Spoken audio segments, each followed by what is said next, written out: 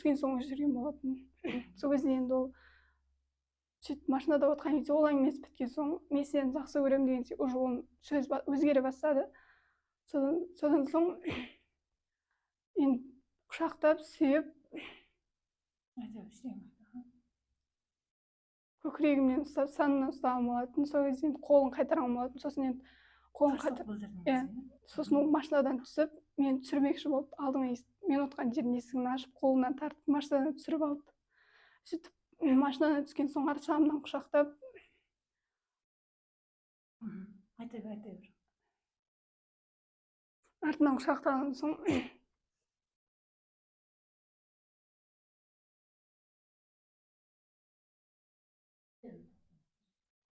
содан кейін арт жағымнан құшақтаған соң өзінің мүшесін менің артқы мүшеме үйкелеген болатын. Сол кезде мен машинаға барып отырып алдым, қарсылық білдіріп, сосын мен айттым, ол да машинаға отырған болатын.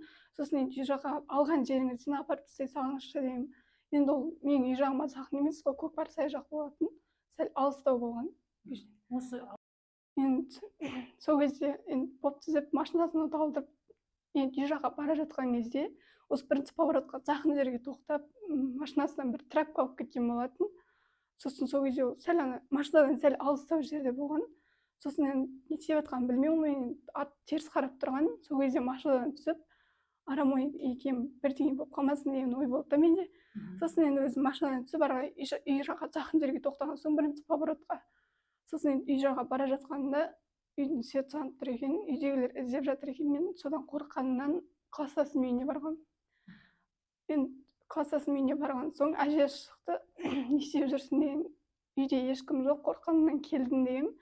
Сосын оның үйіне кіріп, Айтқұлдың қасына, кластасымның қасына төсек салып берді, сөйтіп ұйықтадым. Азында сағат 7-лерде үйінен шығып кеттім.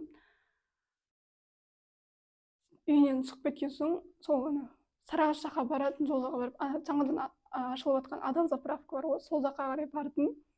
Сосын сол сағат 12-лердің шамасында әпшем келіп, тауып өзі алып кеткен болады. Сосын үйге қайттық. Одан кейін түнімен әке-шешеңіз еді ғой.